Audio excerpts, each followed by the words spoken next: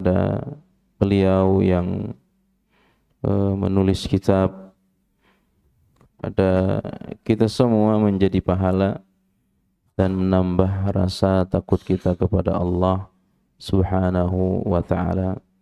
Karena hakikat dari ilmu adalah bagaimana takut kita bertambah kepada Allah Subhanahu wa ta'ala. Kemudian kita bersalawat kepada Rasulullah sallallahu alaihi wasallam. Mudah-mudahan salawat kita menambah kecintaan kita kepada beliau. Jamaah salat subuh yang Allah muliakan, pada bulan lalu kita telah membahas tentang bagaimana tabah dalam menghadapi musibah. Bahwa selama orang hidup di dunia, dia tidak akan pernah terpisah dari yang namanya musibah. Ya. Apakah musibah itu untuk dirinya secara langsung, keluarga, anak, istri, harta, ya. Terhadap dirinya dia sakit, ya, atau anaknya, istrinya, atau hartanya. Maka tujuan utamanya adalah bagaimana kita saat menghadap Allah Subhanahu wa ta'ala, dosa-dosa kita sudah diampuni oleh Allah Rabbuna Tabaraka Ta'ala. Dan ujian ini adalah indikasi tingginya iman seseorang. Maka semakin tinggi kualitas keimanan seseorang, semakin besar pula ujian yang Allah berikan kepadanya.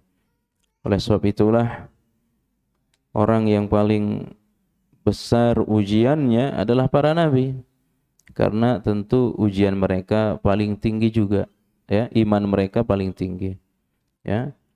Inna asyaddal bala al anbiya, sungguhnya ujian, jazakallah, yang paling kuat, yang paling keras adalah ujian para nabi, lalu orang sesudah mereka.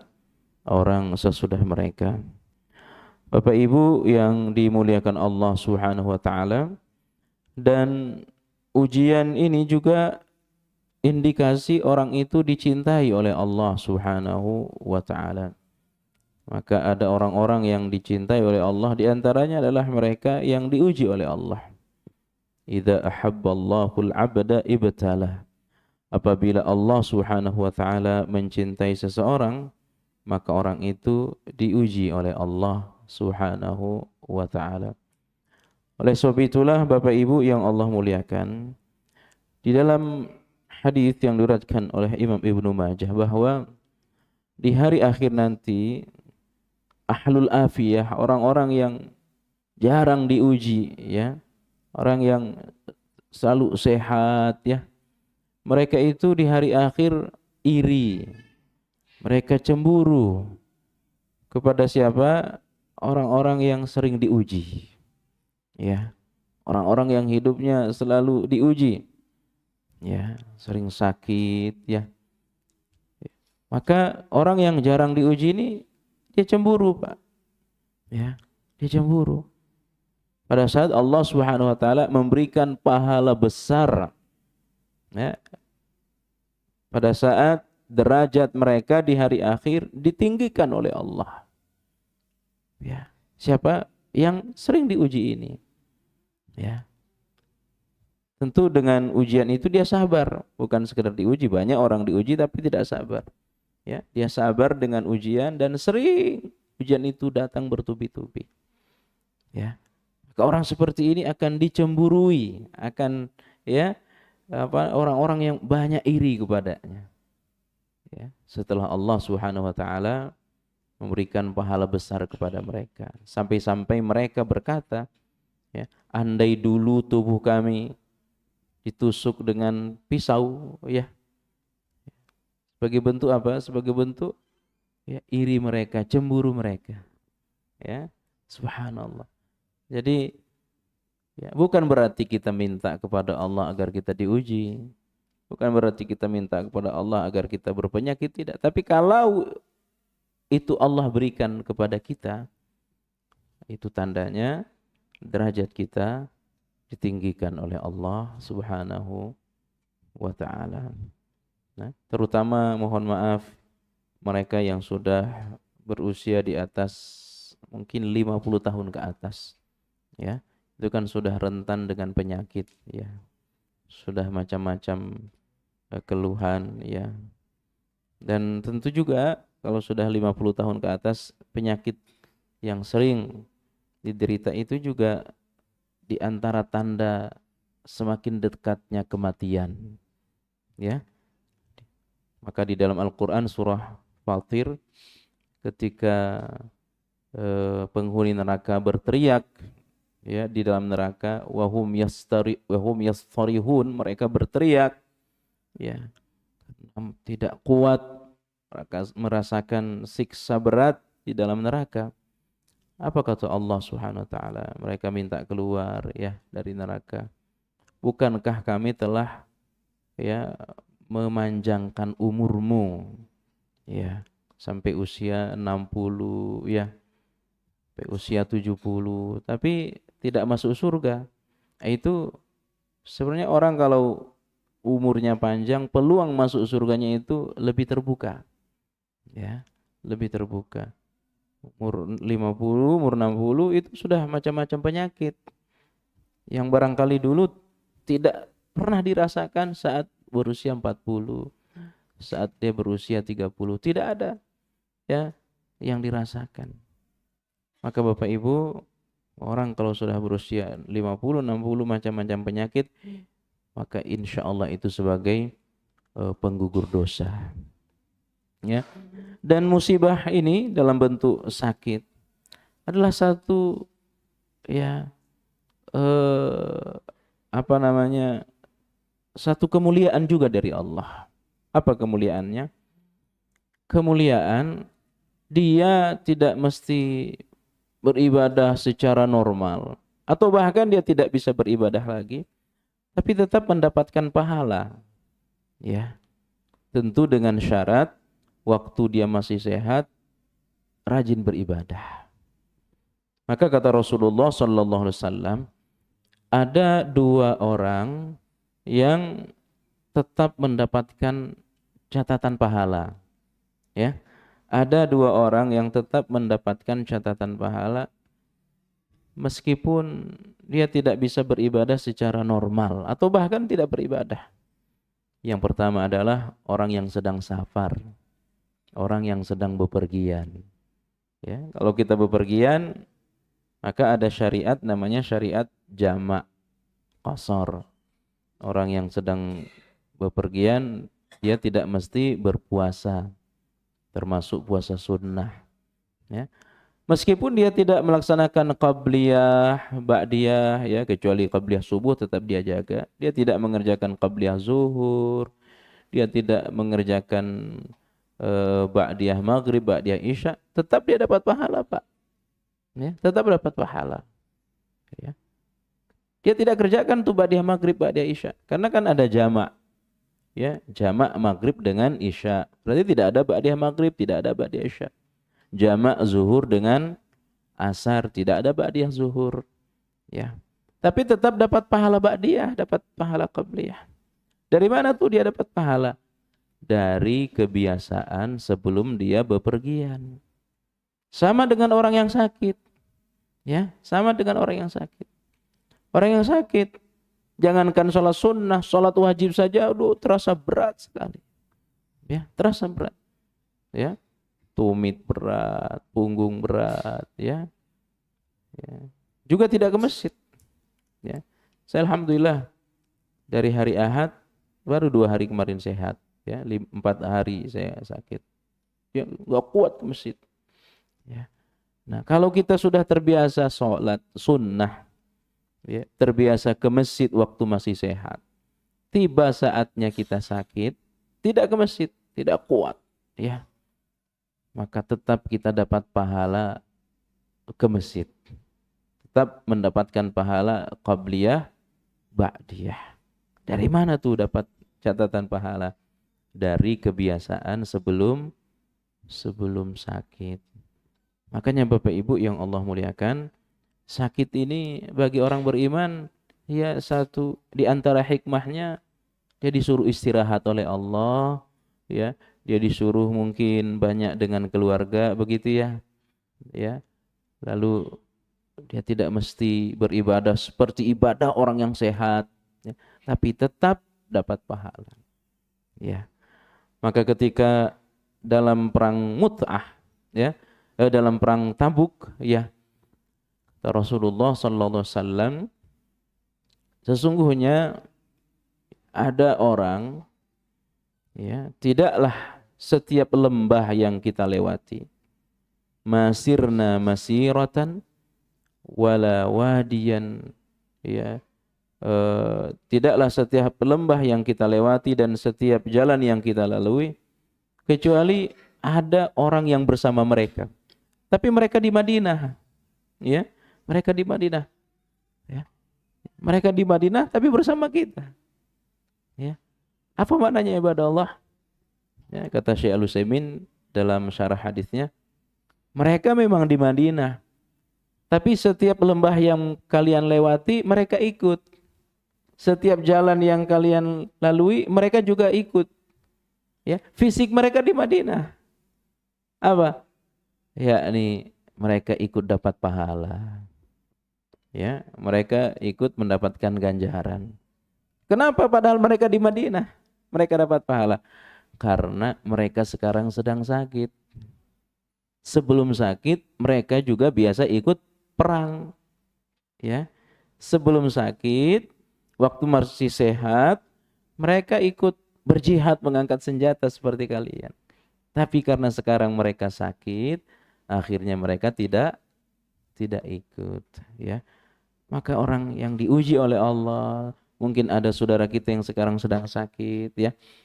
Ketika mereka terbiasa duduk di majelis ilmu, terbiasa sholat subuh ke masjid, mereka dapat pahala seperti kita mendapatkan pahala.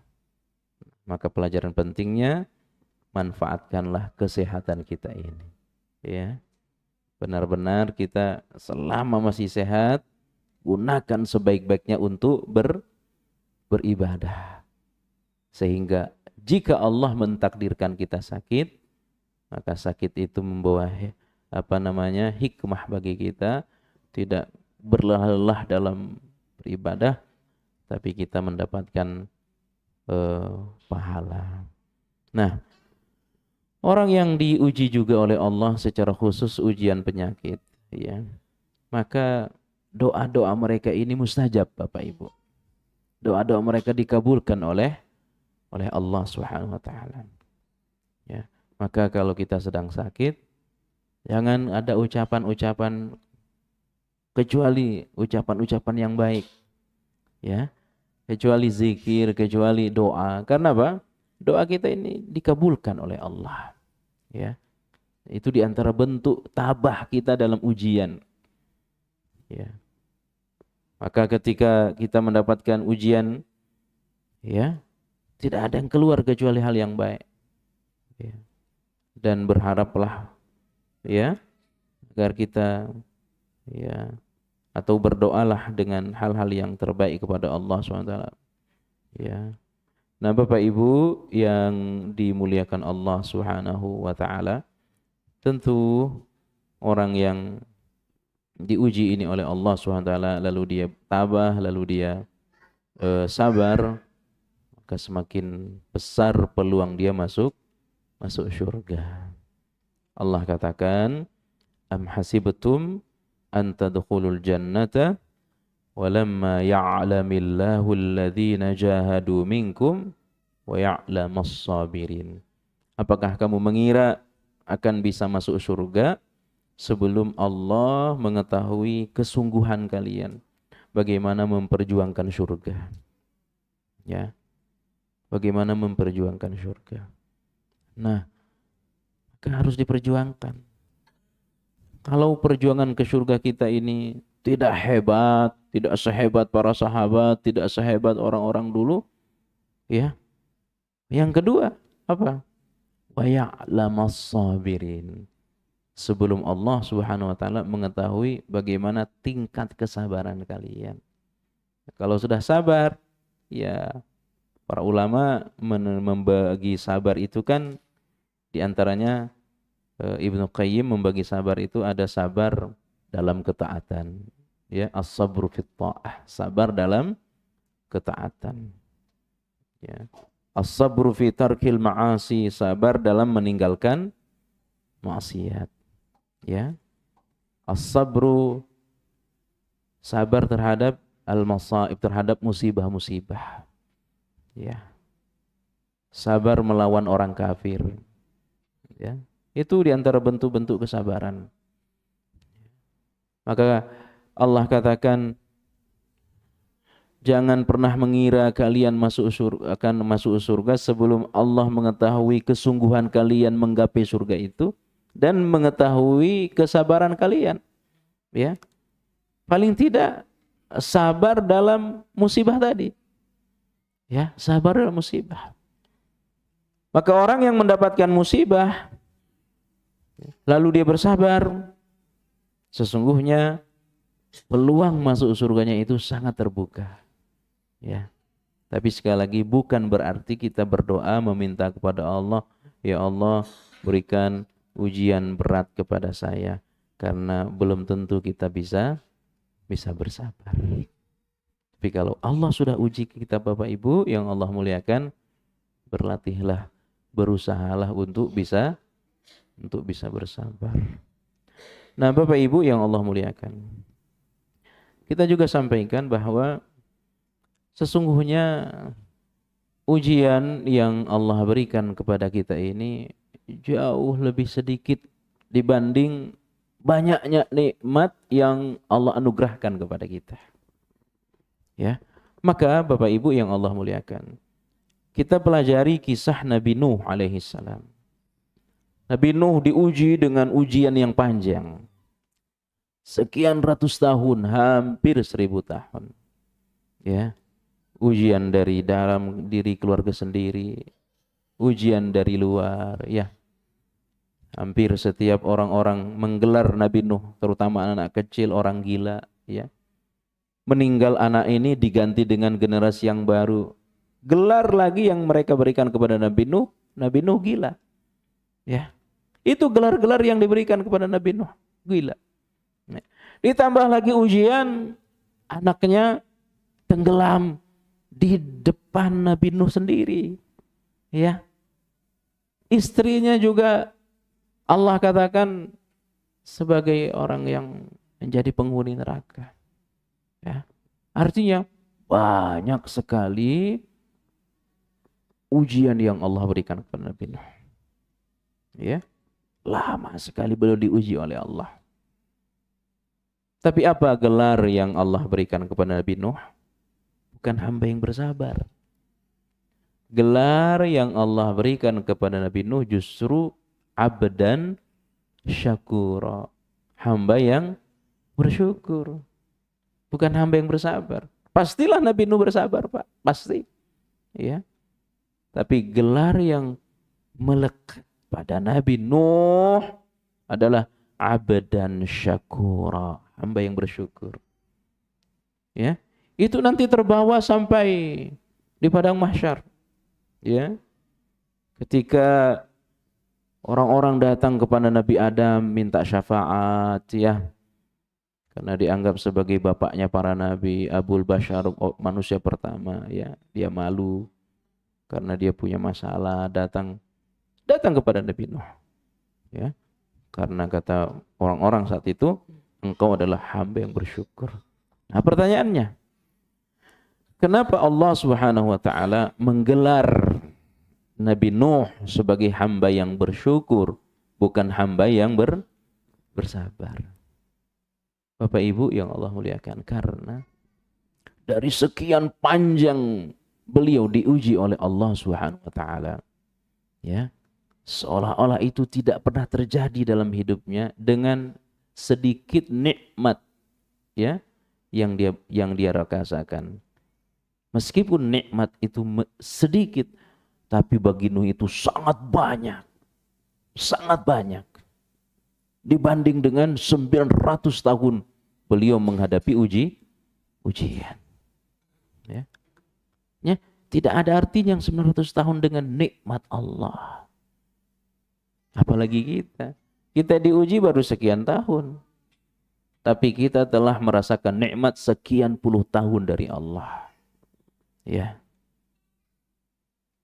Kalau ada orang sakit, terbaring, ya, di tempat tidur 4 tahun, itu belum lama dibanding dia sudah sehat 50 tahun. Ya. Dia sudah sehat 50 tahun. Ya. Maka jangan sampai yang sebentar ini ya membuat kita lupa yang banyak. Membuat lupa yang banyak. Nah, inilah pelajaran-pelajaran kita pada bulan lalu. Lalu Bapak Ibu yang Allah muliakan, kita masuk kepada bab berikutnya, yakni bertawakal kepada Allah dan bersandar kepada diri sendiri. Ya, bertawakal kepada Allah Subhanahu wa taala serta bersandar pada diri sendiri. Dua sikap yang bertolak belakang. Bertawakal kepada Allah dan bersandar kepada diri sendiri. Ya. Seorang muslim tidak hanya memandang tawakal kepada Allah dengan seluruh amal sebagai suatu kewajiban akhlak semata, tetapi ia memandangnya sebagai suatu kewajiban agama dan termasuk bagian dari akhlak Islam. Ya, ini kata Syekh Abu Bakar bahwa bertawakal kepada Allah adalah di antara tanda keindahan akhlaknya Islam. Agar apa? Agar kita ini tidak pernah merasa sedih, tidak pernah merasa sombong, ya. Sebab kalau orang lupa kepada Allah, ya, menyandarkan ini kalau bukan karena Allah, maka sebaliknya yang akan lahir apa? Ini karena saya. Ini kalau bukan karena saya nggak bisa. Ya. Maka Allah mengajarkan kepada kita, hendaknya kita menyandarkannya kepada Allah, bertawakal kepada Allah Subhanahu wa taala. Dan bertawakal kepada Allah Rabbuna tabaraka taala menjadi syarat keimanan seseorang. Ya, Allah katakan wa 'alallahi fatawakkalu. Hanya kepada Allah lah kalian bertawakal in kuntum mu'minin. Jika kalian adalah orang-orang yang beriman. Ya. Jika kalian adalah orang-orang yang beriman. Demikian juga Allah katakan dalam Al-Quran surah Ali Imran 122. Surah Ali Imran 122 tadi Al-Ma'idah 23. Ini Ali Imran. Wa 'alallahi falyatawakkalil mu'minun. Ya. Hanya kepada Allah kalian bertawakal. Bapak Ibu yang Allah muliakan, maka dengan dua ayat tersebut di atas mengisyaratkan kepada kita bahwa di antara bentuk akidah mendasar bagi seorang muslim mukmin adalah ya menyandarkan dirinya kepada Allah, yakin sepenuhnya kepada Allah Subhanahu wa taala. Ya. Sebab seorang muslim tunduk kepada Allah dengan bertawakal kepadanya dan menyerahkan secara sempurna, tidak boleh ada keraguan sedikit. Ya. Tidak boleh ada keraguan sedikit pun. Kita serahkan semuanya kepada Allah. Wa ufawwidhu amri ilallah. Aku serahkan semua urusanku kepada Allah Subhanahu wa taala. Ya, tidak boleh ada keraguan. Ya, benar enggak ya Allah akan jaga saya? Benar enggak Allah akan menolong saya? Ya, itu tidak boleh. Ya, kita harus yakin betul akan hal itu. Ya, tidak boleh ada sedikit pun keraguan dalam hati kita. Ya, ketika satu kebenaran, ya, harus kita pegang betul-betul, lalu kita yakin sepenuhnya kepada Allah Subhanahu wa taala. Tidak boleh ada keraguan sedikit. Ya. Tidak boleh ada terbesit, jangan-jangan ya enggak benar nih. Fadhil. Jangan-jangan enggak benar ya. Ya, tidak boleh. Harus sandarkan sepenuhnya kepada Allah Subhanahu wa taala. Tawakal tidak bisa difahami sebagaimana yang difahami oleh orang-orang bodoh, maaf ya.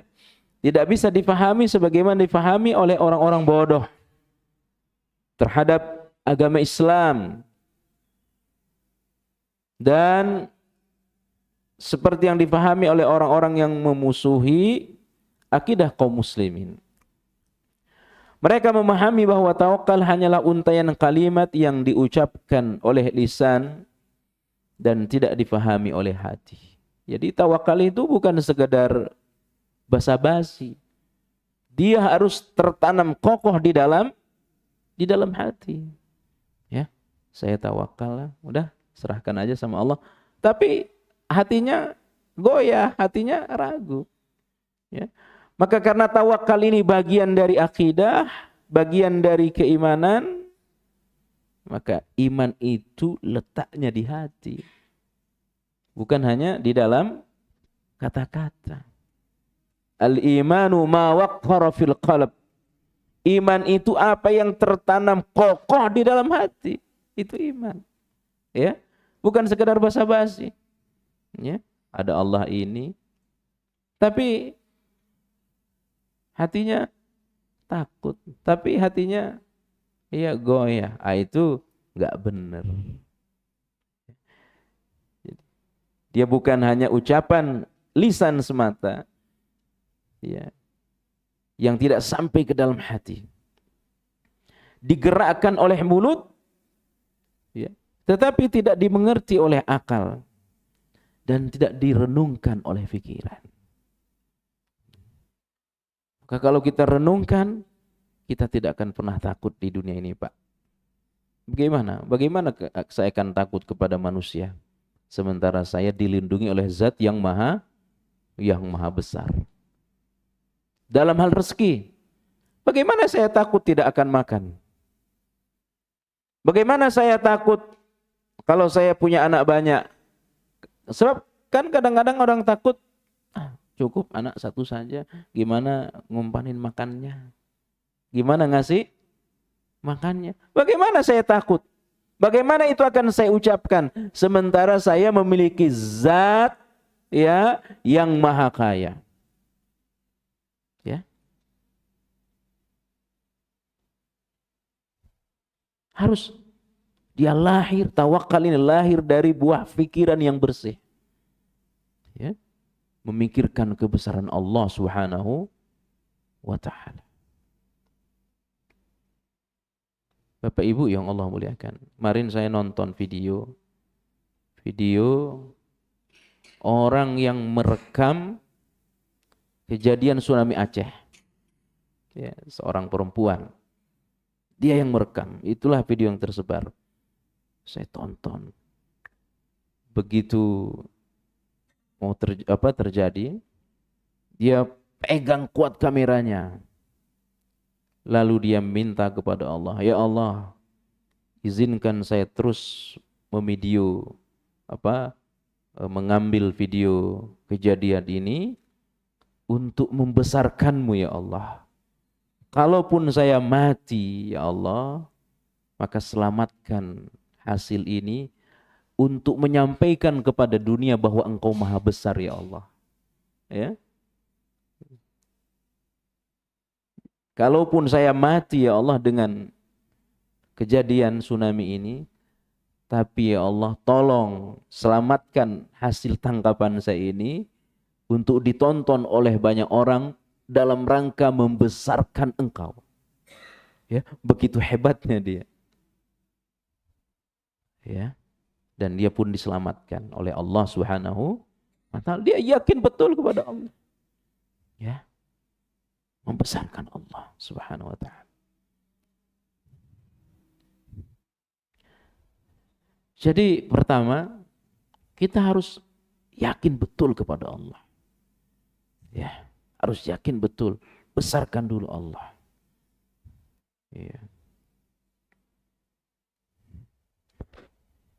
Maka ada program cukup 2 anak, ya. Itu program kurang baik, program kurang bagus, ya. Bikin anak yang banyak, ya.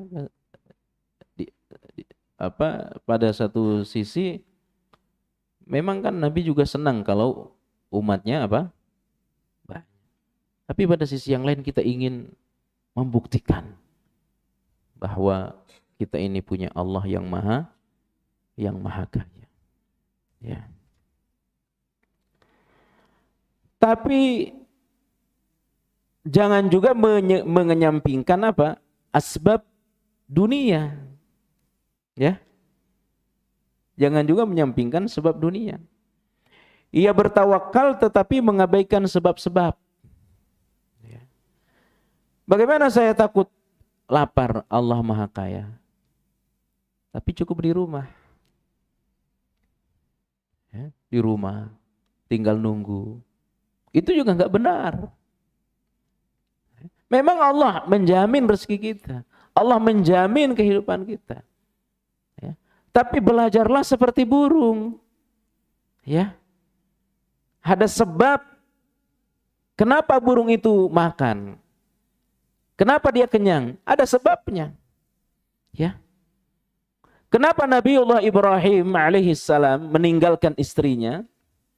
Lalu istrinya teriak, "Kenapa kau tinggalkan saya? Kenapa kau tinggalkan saya?" Ya. Apakah ini karena perintah Allah? Iya, itu perintah Allah.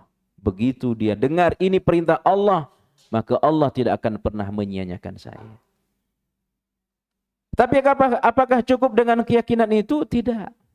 Dia lari. Ya. Dia lari dari Bukit Safa ke Marwah. Dia keliling. Ya. Itu mencari makan, cari minum. Sampai dia hentakkan kakinya, keluarlah air. Inilah usaha. Ya, ini usaha. Bahwa orang beriman ini tidak akan pernah disia-siakan oleh Allah.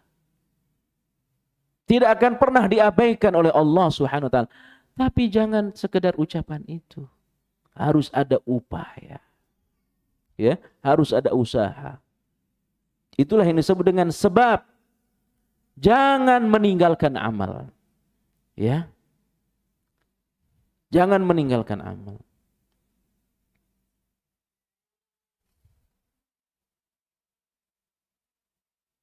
Bapak Ibu yang Allah muliakan. Burung pagi lapar, ya, sore udah kenyang. Bahkan ada persiapan untuk besok. Kenapa? Karena dia terbang. Maka ketika kita disuruh belajar tawakal oleh Nabi, belajarlah tawakal kepada burung. Ya.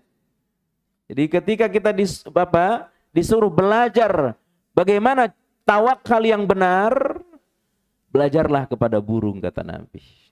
Andai kalian bertawakal seperti tawakalnya burung, bagaimana burung? Dia pagi dalam keadaan lapar, kemudian dia terbang. Pulang sudah kenyang. Tapi ingat, apakah sekedar terbang? Tidak. Apakah sekedar kerja? Tidak. Bagaimana burung, ya ibadallah? Burung itu terbang, mengepakkan sayapnya sambil bertasbih kepada Allah. Membesarkan Allah. Artinya apa ya ibadallah? Kalian kerja cukup? Tidak. Besarkan Allah. Puji Allah. Beribadahlah kepada Allah. Ya. Sebab Bapak Ibu yang Allah muliakan, banyak orang yang kerja Bahkan berangkat anak belum bangun, pulang anak sudah tidur, tapi terasa kehidupannya kok masih kurang. Ya. Sehingga kadang-kadang kok kita melarat terus ya. Kenapa? Karena hanya sekedar terbang. Tidak membesarkan Allah. Coba sambil bekerja dia sambil bertasbih. Dari rumah sampai kantor dia sambil memuji Allah. Dari rumah sampai kantor dia jaga pandangannya. Di kantor dia hindari yang namanya berdosa. Ya. Ini jaminan dari Allah Subhanahu wa taala. Siapa yang memenuhi waktunya beribadah kepadaku, ya, dalam hadis qudsi Allah katakan,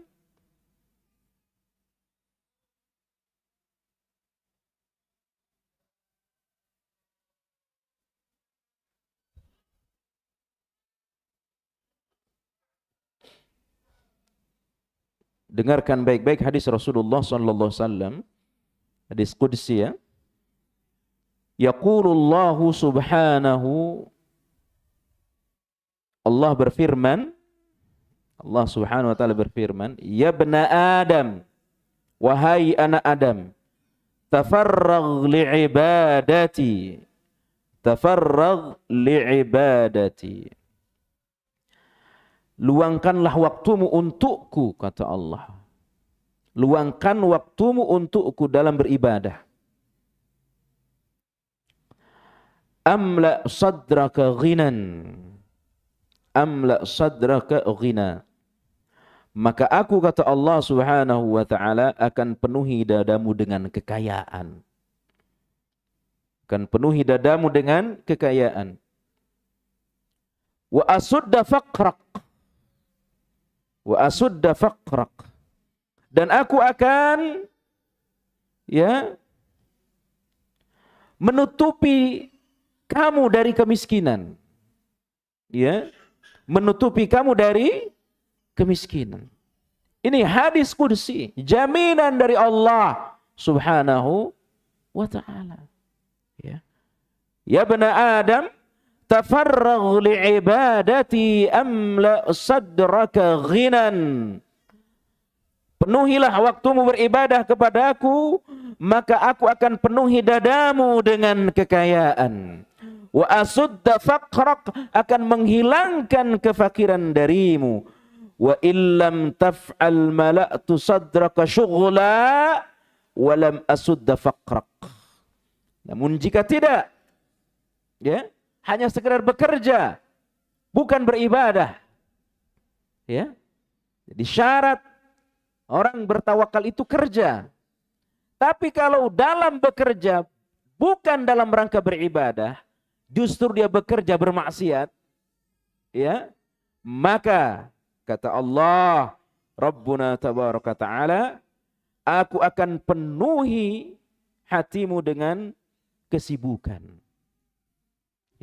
Dan aku tidak akan menutupi kemiskinan darimu.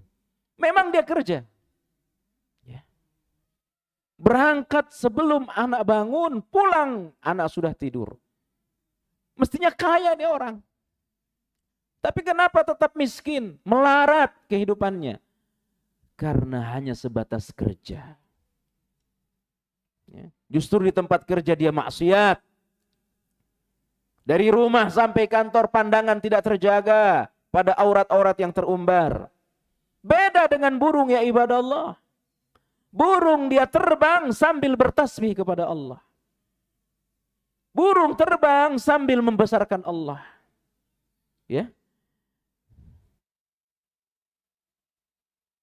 Jamaah yang Allah muliakan. Kasihan. Orang seperti ini kasihan. Sudah hidup melarat, dunia sengsara, akhirat jauh lebih sengsara.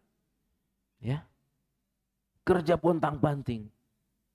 Istilah banting tulang, keringat terus mengalir. Tapi hari-hari tidak diisi dengan ibadah kepada Allah. hari-hari tidak diisi dengan zikir kepada Allah Rabbuna tabaraka ta'ala, ya, waktu habis untuk bekerja, kaya tidak, ya, kurang iya, di akhirat disiksa. Maka orang yang bertawakal itu yakin sepenuhnya kepada Allah, sambil dia penuhi sebab-sebabnya dia kerja, ya, dan dalam bekerja itu dia terus bergantung kepada Allah, membesarkan Allah, berzikir. Bapak Ibu yang Allah muliakan,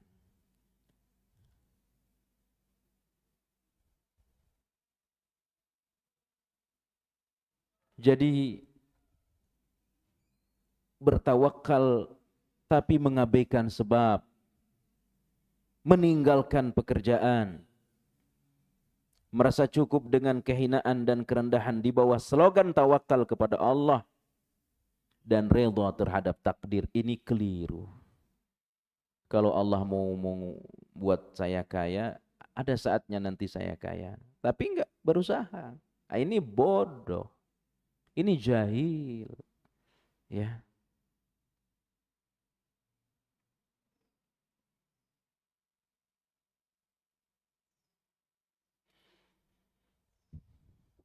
Maka siapa yang ingin kaya, pintu terbesarnya kan kata Nabi apa? Berdagang. Ya. Pintu terbesar ya bisnis. Peluang besarnya ya bisnis, berdagang.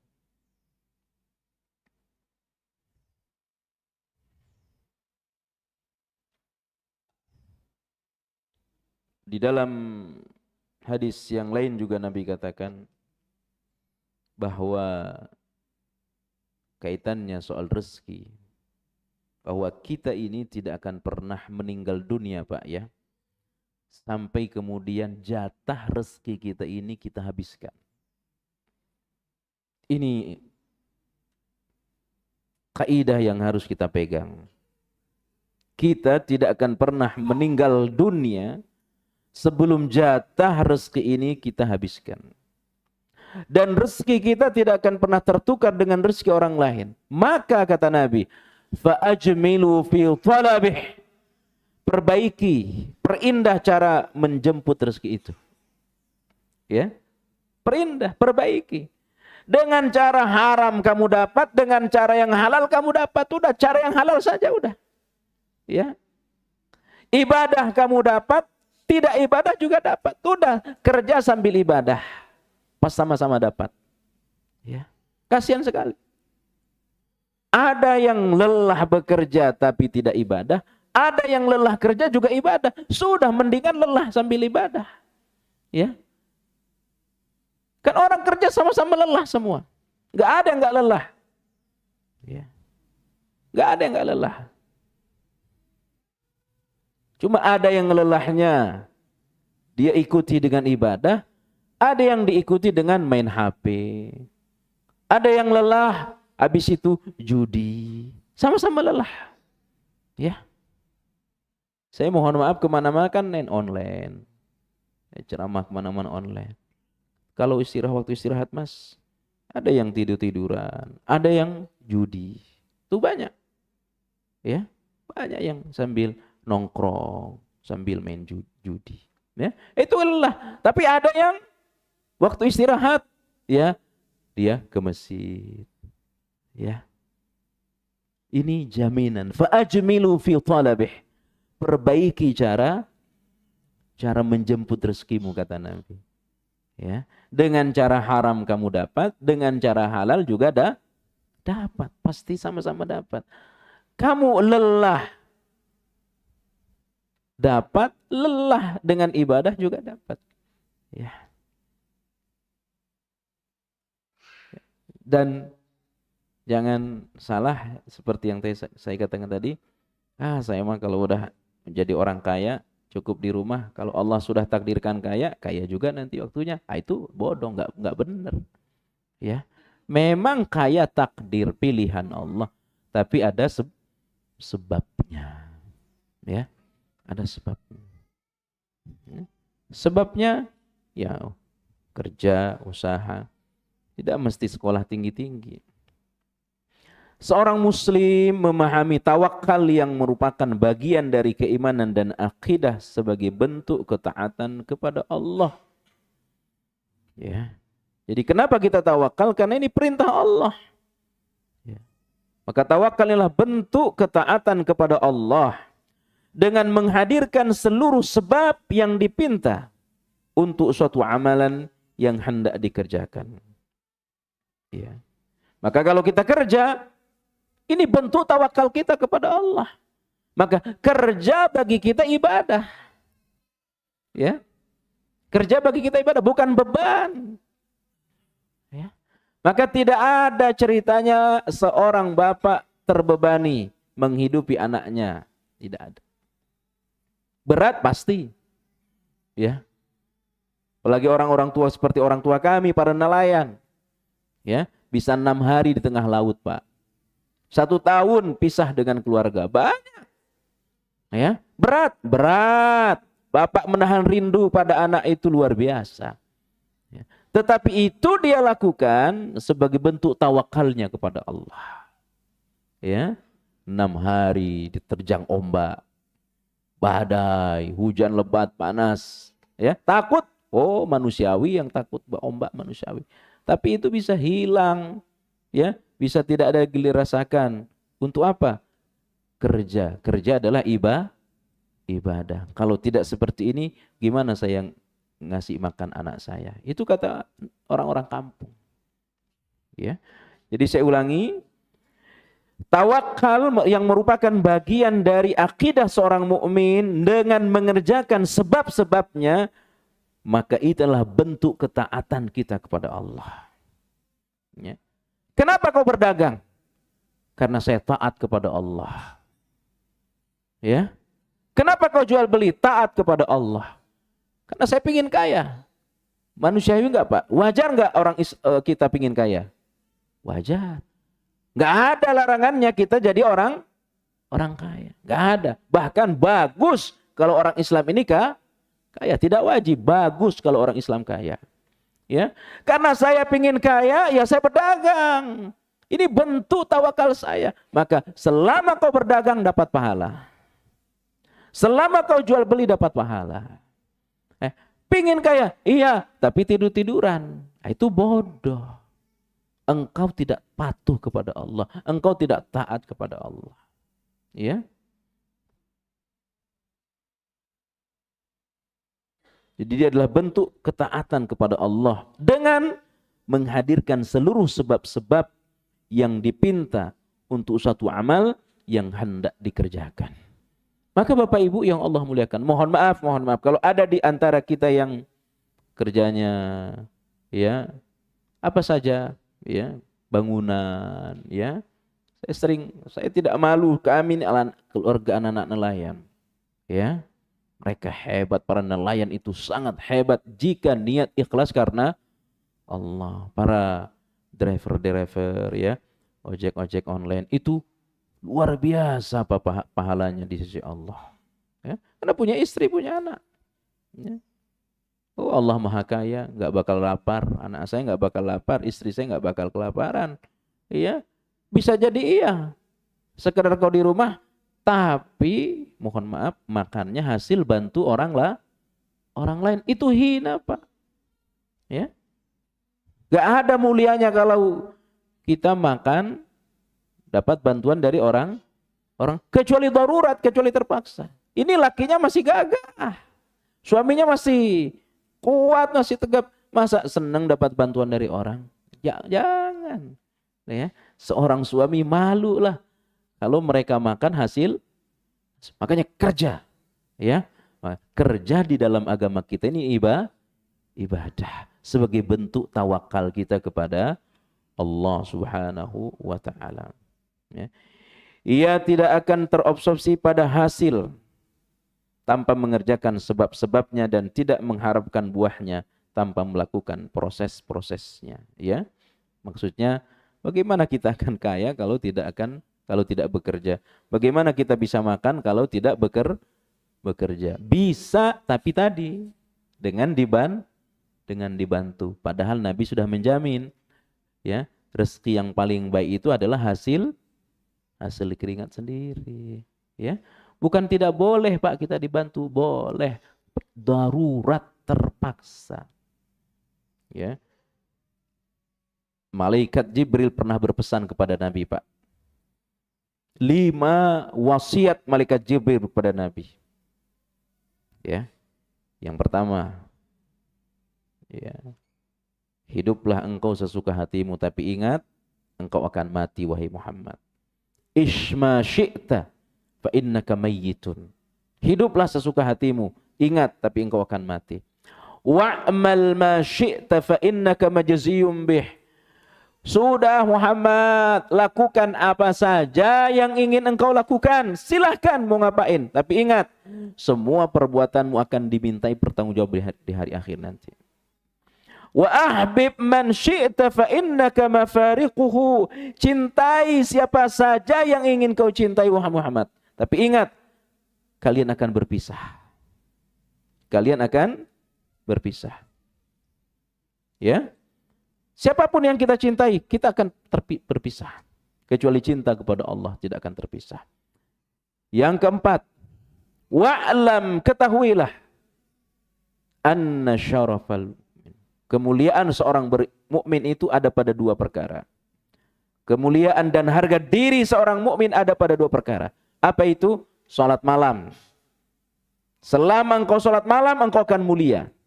Dan yang kedua apa?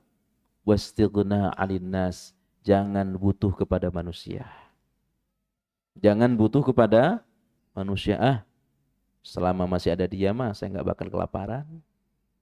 Dia selalu bantu saya. Saya enggak takut, walaupun saya enggak kerja, tetap ada yang ngasih. Itu orang rendahan, Pak. Orang rendahan. Ya. Maka jangan pernah menggantungkan nasib kepada manusia. Ya.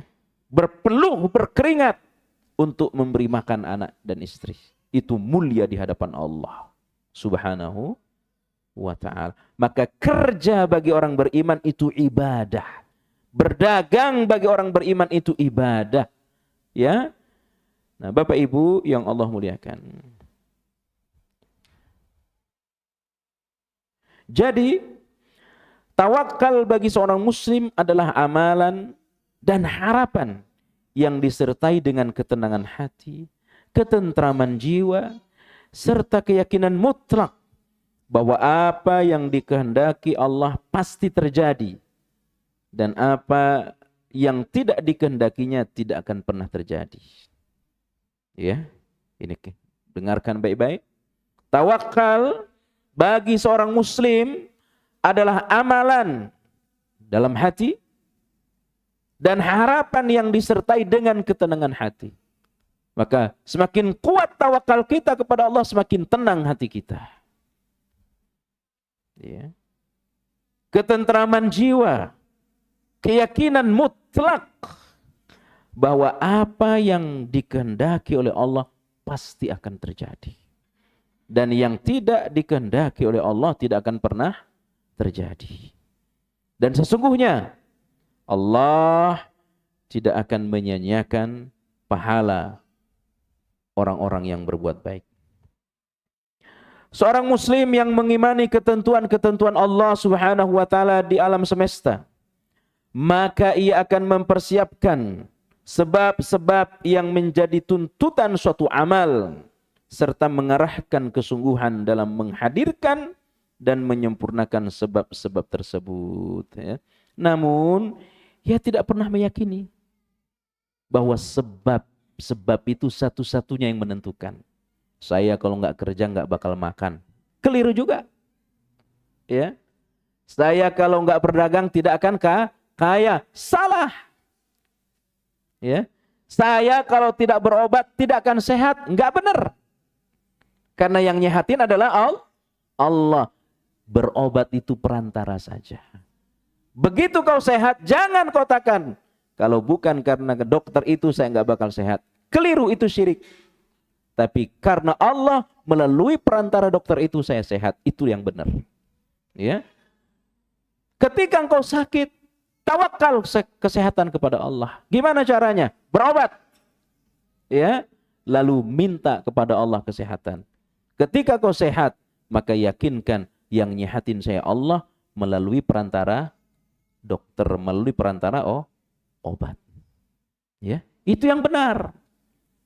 Tapi tidak boleh sedang sakit, kalau Allah mau nyehatin pasti juga sehat. Nggak boleh. Harus berobat. Berobat itu ada dua. Berobat dengan doa-doa itu yang bagus. Ya. Nah, kalau belum sembuh, berobatlah dengan dunia. Berobat dengan doa-doa. Ketika kau sakit, letakkan posisi tanganmu pada yang dirasakan. Ya. Sakit kepala, letakkan tanganmu di kepala. Baca bismillah 3 kali. A'udzu bi'izzatillahi wa qudratih min syarri ma ajidu wa uhadhiru. Baca berapa kali? Baca 7 kali. Ya, baca 7 kali. Ya. Sakit apa? Letakkan tanganmu di yang dikeluhkan. Baca bismillah 3 kali, doa tadi 7 kali. Baca Quran, doa ya Allah berikan kesembuhan kepada saya. Tidak kunjung sembuh. Cari apa? Ya, konsultasi dokter. Ternyata setelah konsultasi dokter engkau sehat, maka yakin yang nyembuhin kamu itu bukan dokter, tapi Allah melalui perantara dokter. Ya. Melalui perantara dokter. Ketika kau kaya dengan berjualan, dengan berdagang, yang mengayakanmu bukan perdagangan itu, yang mengayakanmu Allah, tapi melalui perantara perdagangan. Ya. Nah, inilah tawakal yang benar. Ya. Ya, saya kalau mau sehat mah sehat juga. Ngapain saya minum obat? Ngapain saya ke dokter? Itu keliru, Pak. Itu keliru. Ya, itu salah. Ya. Nah, jadi orang beriman ini tentram jiwanya, tenang hatinya karena dia selalu bergantung kepada Allah tanpa melupakan sebab-sebab keduniaan. Ya, saya kira cukup kajian kita pada hari ini karena udah jam 6 lewat. Insya Allah kita masih dalam pembahasan ya yang sama ya, judulnya masih sama di bulan mendatang. Barakallahu fikum. Sebelum pertanyaan dari Bapak, secara langsung saya akan baca ini ya, satu pertanyaan. Bismillah, barakallahu fikum, izin bertanya. Saya yakin bahwa sakit dan sembuh itu datang dari Allah Subhanahu wa taala tanpa meninggalkan sebab dunia. Tetap ikhtiar minum obat. Dan katanya kita harus banyak mengingat kematian agar kita semangat dalam beribadah. Namun, kenapa semakin banyak mengingat mati, justru hati malah semakin takut ya Ustaz? Justru dengan sakit yang Allah kasih, malah justru semakin tidak maksimal dalam beribadah. Ya, mohon nasihatnya. Bapak Ibu yang Allah muliakan, justru dengan banyak mengingat mati, semakin takut. Takut seperti apa? Kalau takut dosa tidak diampuni, itu harus ada.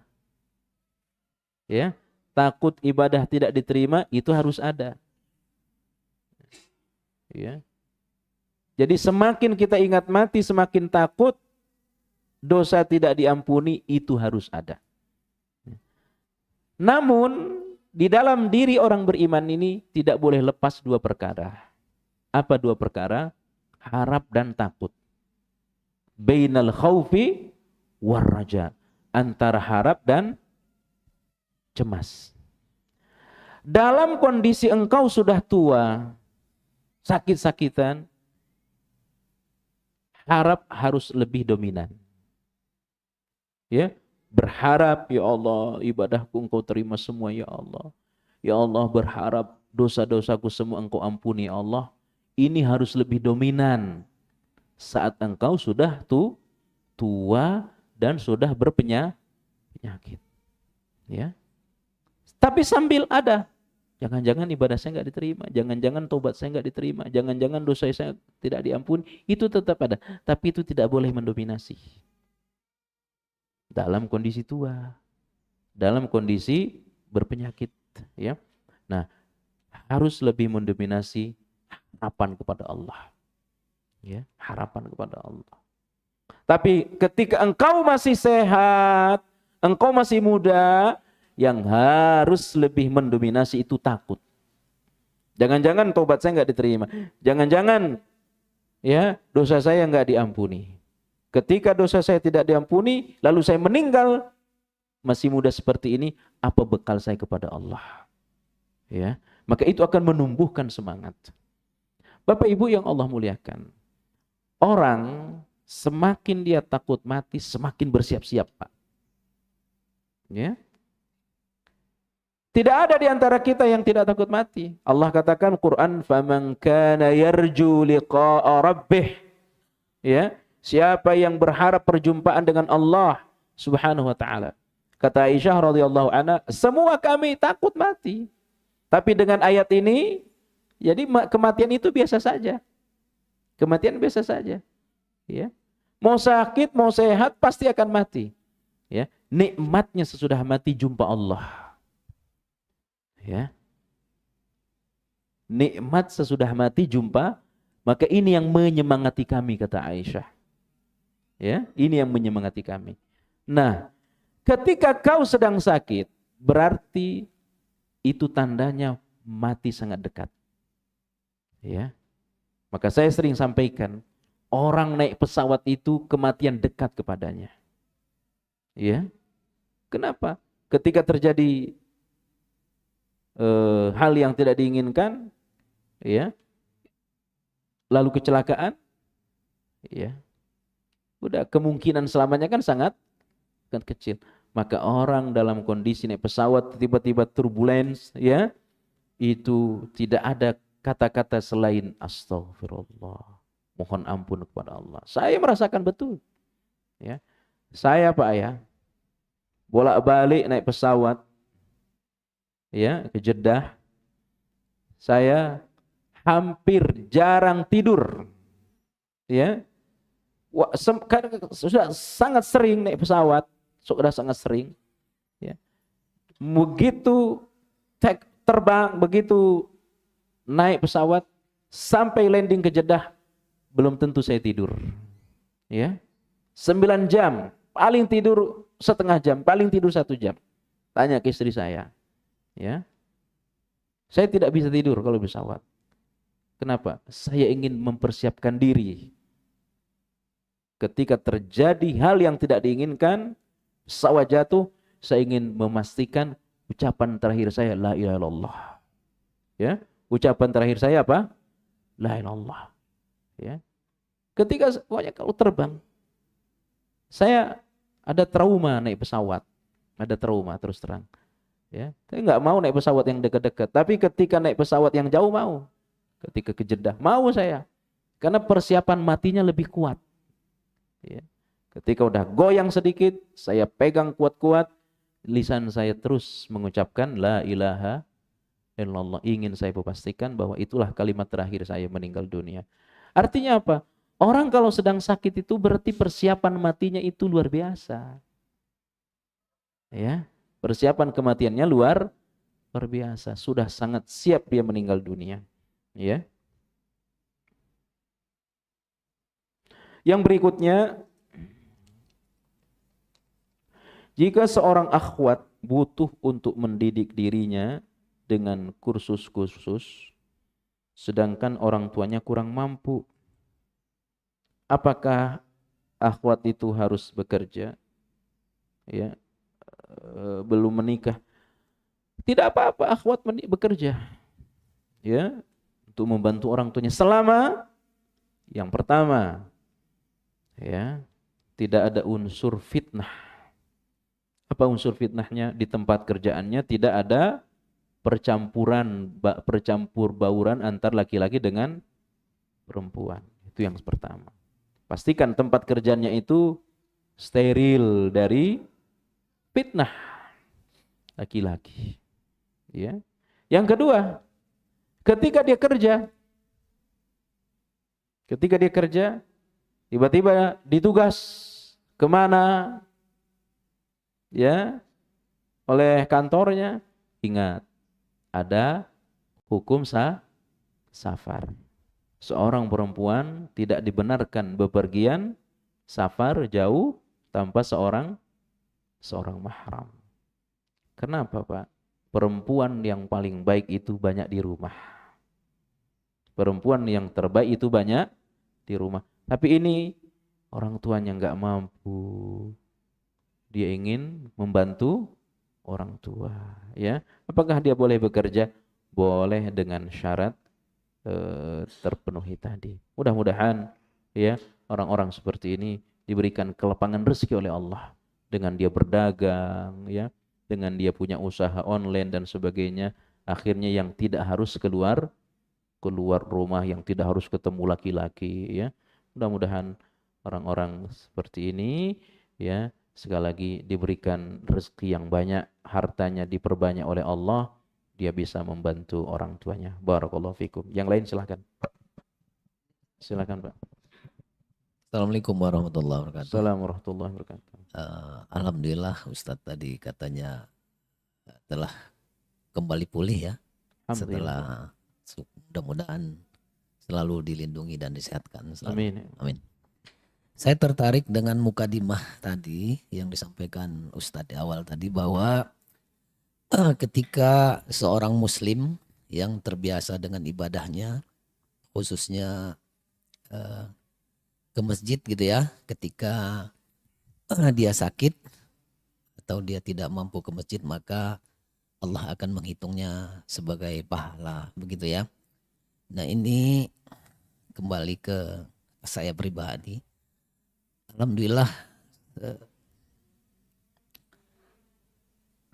Alhamdulillah sepengingatan saya dan kesaksian saya bahwa anak saya semenjak balik ya, saya tidak pernah melihatnya tidak ke masjid. Satu hari pun, satu kali pun. Jadi ketika dia sakit, dia tidak pernah lagi ke masjid ya. Jadi saya kemudian mendampingi gitu ya, menuntunnya sampai alhamdulillah dia diambil Allah gitu Pak ya. Allahumma Tidak pernah saya lepas dari sampingnya gitu. Dan hanya saya yang selalu dipanggil gitu ya. Maka saya memang sampai hari ini belum apa ya. Setiap hari saya pasti nangis gitu dalam konteks dalam waktu tertentu saya belum puas gitu. Belum puas gitu ya. Ada kekhawatiran saya yang sering disampaikan, mungkin ada dalil-dalilnya mungkin ya. Ada ketakutan saya bahwa ketika dia diambil Allah itu karena dalam kondisi tidak sadar gitu ya. Saya memang mentalkinkan gitu. Kekhawatiran itu sering disampaikan bahwa seseorang itu hendaknya meninggal dalam kondisi yang Ustadz di akhir tadi sampaikan bahwa menyebut la ilaha illallah ya, sementara dia tidak bisa berucap lagi. Nah, saya tidak mengerti apakah anak saya itu dalam kondisi husnul khotimah gitu ya Ustadz ya. Nah, ini menjadi juga motivasi dan itibar buat kita jemaah mungkin ya. Begitulah rasa kehilangan anak Pak. Mungkin kita semua punya anak gitu ya. Saya punya anak 5 Pak. Tapi memang betul-betul anak ini iya. Saya kadang nginget payah sekali saya. Lah ya minimal 2-3 kali saya harus nangis gitu. Nah itulah Pak. Jadi mohon sarannya. Ya, terima kasih Ustaz. Assalamualaikum warahmatullahi wabarakatuh. Barakallahu fikum. Allahumma ighfir lahu warhamhu wa'afi wa'afan wa akrim musibah dakhalahu. Allahumma ij'al qabrahu rawdatan min riyadil jannah. Mudah-mudahan Allah Subhanahu wa taala ampunkan dosa-dosanya dan terima seluruh kebaikannya, dan Allah menjadikan beliau ya atau menjadikan kubur beliau taman dari taman surga. Insyaallah nanti mudah-mudahan kembali bertemu dengan orang tuanya di surga nanti. Ya, dan itulah pertemuan yang indah. Memang begitulah orang kehilangan ya. Kita juga pernah merasakan, saya merasakan betul kehilangan, terutama kehilangan ibu saya ya, 16 tahun yang lalu. Dan saya juga tidak melihat proses wafat ibu saya. Memang berat ya. Dan orang menangis terhadap hal yang kehilangan itu manusiawi, Pak. Itu wujud dari cinta. Maka ketika keluarga Nabi meninggal, Nabi menangis. Anta ya Rasul, engkau juga menangis. Ya. Ya, ini wujud kasih sayang. Yang masalah adalah kalau orang yang dicinta meninggal tidak menangis. Nah, itu dipertanyakan. Jadi menangis itu wujud kasih sayang. Selama tidak berlebih-lebihan. Selama tidak mengeluarkan kata-kata yang tidak pantas. Nah, ini ahli ibadah insya Allah menurut kesaksian orang tuanya. Baik ibadah ya, tentu patuh sama orang tua. Sampai kemudian sakit, tidak ke masjid. Ya. Maka selama tidak ke masjid, tentu dengan apa yang kita sampaikan di awal tadi ya. Ya insya Allah dapat pahala sempurna. Tambah lagi bergugur dosanya. Nah, sempat ditalkin apakah mengikuti atau tidak sampai tidak sadarkan diri lalu meninggal dunia. Ada khawatiran orang tua, jangan-jangan anak saya tidak ngucapin la ilaha illallah. Ya. Itu di antara tanda husnul khatimah. Satu di antara tanda ngucapin la ilaha illallah. Tapi Bapak Ibu yang Allah muliakan, bagaimana kalau orang tiba-tiba naik motor, tabrakan, langsung meninggal? Ya. Siapa menjamin dia mengucapin Allah? Tidak ada yang jamin. Ya. Maka meskipun orang itu tidak mengucapkan, dilihat dari perjalanan sebelumnya. Dilihat dari perjalanan hidup sebelumnya. Kalau memang dia orang soleh, dia ahli ibadah, ya, kemudian mati mendadak, tidak sempat mengucapin Allah, insya Allah husnul khatimah. Ya, insya Allah husnul khatimah. Maka ada caranya Pak ya, kata ulama ini. Gimana caranya agar kita tetap mengucapkan la ilallah saat akan meninggal, apapun kondisinya, tetap akan dimudahkan lisan kita oleh Allah. Yang pertama, jangan biasakan lisan kita nyebut nama manusia. Ya. Jangan biasakan nyebut manusia dengan menggibah, dengan memfitnah, ya. Mencari-cari kesalahan orang. Kata ulama, siapa yang menahan lisannya dari manusia, Allah akan mempermudah lisannya menyebut Allah saat meninggal dunia. Tapi siapa yang mudah melepas lisannya di dunia ini dengan menyebut-nyebut manusia, ya, menggibah, memfitnah, mencari-cari kesalahan manusia, Allah akan menahan lisannya sehingga dia tidak bisa mengucapkan la ilaha illallah menjelang kematiannya. Yang kedua, tentu membiasakan diri dengan zikir la ilallah. Zikir pagi petang, la ilallah, pagi 100, sore 100, setiap selesai sholat. Ya, biasakan. Jadi semakin lentur lisan kita dengan la ilallah, lentur. Ya, sesuatu kan biasa karena dibiasakan. Sesuatu bisa karena dia biasakan. Orang itu akan meninggal sesuai dengan kebiasaannya, Pak. Maka kalau kebiasaan kita la ilaha illallah, insya Allah itu akan menjadi akhir hidup kita. Ya. Tapi kalau kebiasaan orang nyanyi, kebiasaan orang berdendang, jangan-jangan itu nanti yang menjadi akhir kalimatnya. Ya. Maka ini paling tidak 2 nasihat dari saya. Nasihat terutama untuk saya. Ya. Jangan sibukkan lisan kita nyebut-nyebut orang. Memfitnah, menggibah, mencari-cari kesalahan orang. Dan jangan tinggalkan zikir pagi petang. Mudah-mudahan, karena ini nikmat besar dari Allah. Ya. Kalau nggak percaya Pak ya, coba aja duluan Pak. Orang yang mau meninggal itu Pak, dikunci lisannya oleh syaitan. Ditahan lisannya oleh syaitan. Sehingga dia tidak bisa berzikir kepada Allah. Ya. Kalau nggak percaya coba Bapak duluan deh. Ya. Baru ceritakan kepada kami. Ya. Itu pasti. Kecuali orang-orang yang dianugerahi rahmat oleh Allah. Maka itu diantara makna dari firman Allah. Rabbana hablana min azwajina wa Rabbana la tuzigh qulubana ba'da idh hadaitana wa hab lana min ladunka rahmah. Anugerahi kami dari sisimu ar-rahmah. Di antara makna ayat ini kata ulama, makna ar-rahmah adalah dimudahkan kita mengucapkan la ilaha illallah menjelang kematian kita.